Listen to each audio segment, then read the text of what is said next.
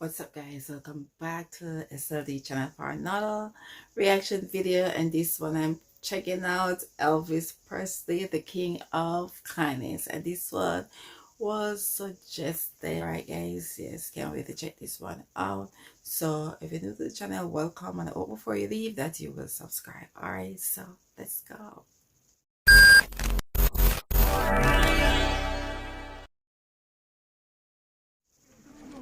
I've always treated people just like I would like to be treated.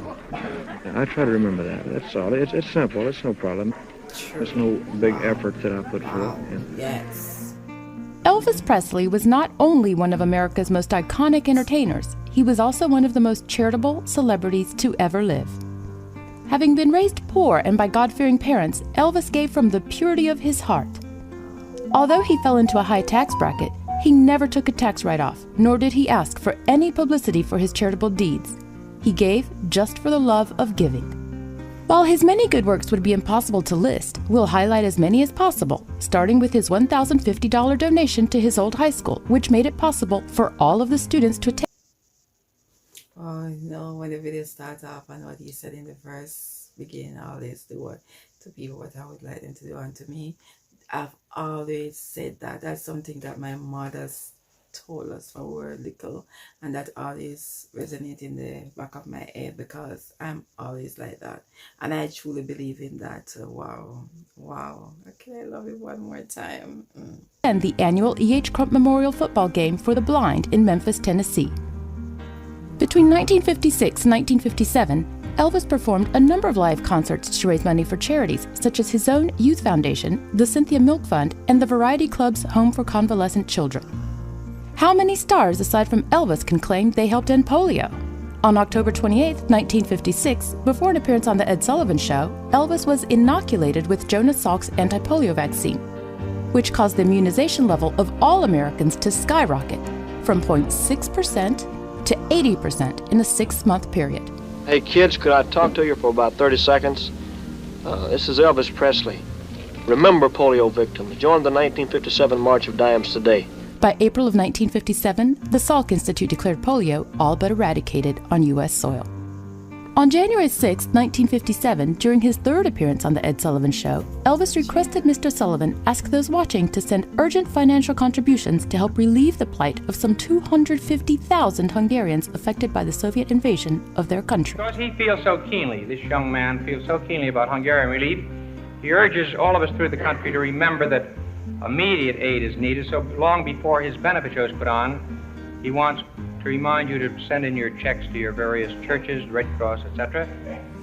On June 28, 1957, Elvis appeared as a special guest on Danny Thomas's annual Shower of the Stars charity event, which aimed to raise funds to build what is today the most important medical and research center for children with cancer, St. Jude Children's Research Hospital. Without singing a single Wow.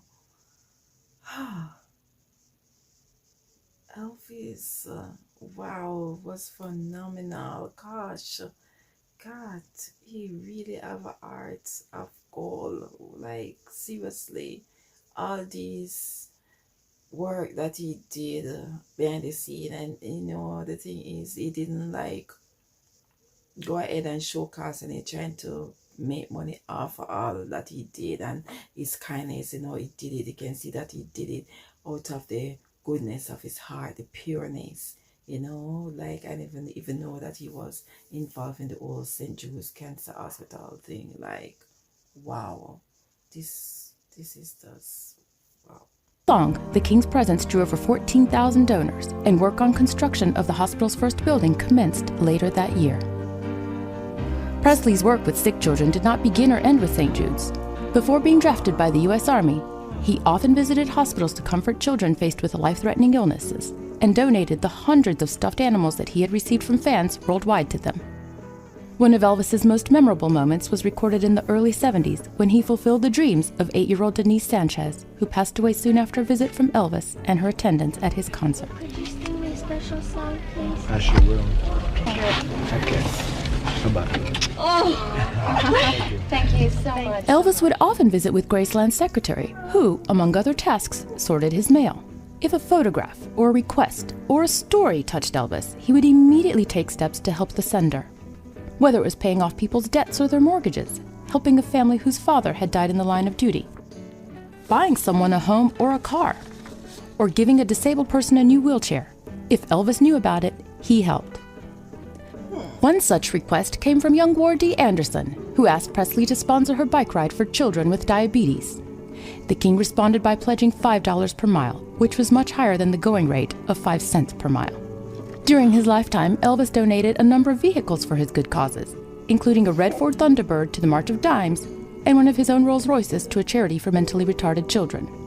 In 1964, Elvis bought the Potomac. Gosh, guys, this really touches me. Of course, gonna move me to tears. I was trying to hold back the tears, but wow, this really touches me differently. Like to see all his work with sick kids and the foundation, and not ignoring people's letter to him, and people reaching out to him, and he would take the time to read it and to reach out back and to do as much as he could to help. Like, wow. He sure did have a heart of gold. Wow. FDR's presidential yacht, and donated it to St. Jude's, who sold it to raise about $55,000. On March 25, 1961, Elvis performed a benefit concert in Hawaii to raise money for the USS Arizona Memorial at Pearl Harbor. The concert raised over $65,000, and a plaque was prominently placed at the memorial site, acknowledging Elvis's efforts in raising the funds. Sadly, the plaque was removed due to unknown, possibly political reasons. Hawaii was also the location of Elvis's most famous concert for charity, Aloha from Hawaii. The 1973 concert was the first to be broadcast live by satellite. It was viewed by a record audience of over 1 billion people worldwide. The performance raised over $75,000 for the Kwee Lee Cancer Fund, which had been set up following the death of the I'll Remember You songwriter in 1966. In 1975, Elvis raised in excess of $100,000 at a concert in Jackson, Mississippi for victims of a tornado. This concert was deeply personal to Elvis, who was a child when a deadly tornado tore through his hometown of Tupelo. Elvis annually presented checks to as many as 50 charities and organizations in Memphis. Each check was for a minimum of $1,000, and some were much greater, such as his $10,000 donation to the Memphis Jewish Community Center Building Fund. In recognition of Elvis's charitable contributions throughout his life, Memphis Mayor William Ingram, along with the Governor of Tennessee, Beaufort Ellington, officially declared October 29, 1967, Elvis Presley Day in the city of Memphis and in the state of Tennessee. Elvis learned early on what it meant to receive food, clothes, and kindness from strangers, and did the same for others in need, both publicly and privately. While he may not have been a perfect role model, the world today needs more examples of this type of generosity and kindness. It's the way I was brought up. My surroundings, my mother and my father and the whole family were always considerate of other people's feelings. I'm proud of the way that I was brought up to believe and to treat people, and so I try to remember that. That's all. It's simple. It's no problem. Thank you. Wow. Gosh, guys. The video made me sad, but it made me sad in a good way, good way to see his contribution to all these charity and all these people in need and stuff like that. It really shook me. It really brought me to tears, because to see the generous heart that he did have, and the kindness that he showed towards people. He didn't act like he were better than people. He just, genuinely wanted to help, like the commentator said, the world would be a much better place if you have people like this, like, to help and to do things, not just to get back something, but, do it of the generosity of their heart, guys. That's beautiful. And like you said, you treat people how you wanted to be treated, how you would love to be treated. That's how you treat people, don't act like you're better than people, or, wow. really moving, really touching, and I'm feel happy that this one was suggested. Kerry, okay, yeah, I feel really good that this one was suggested and I get to watch this. Alright guys, yes, thank you guys for watching, and I will catch you all in another reaction video. Bye.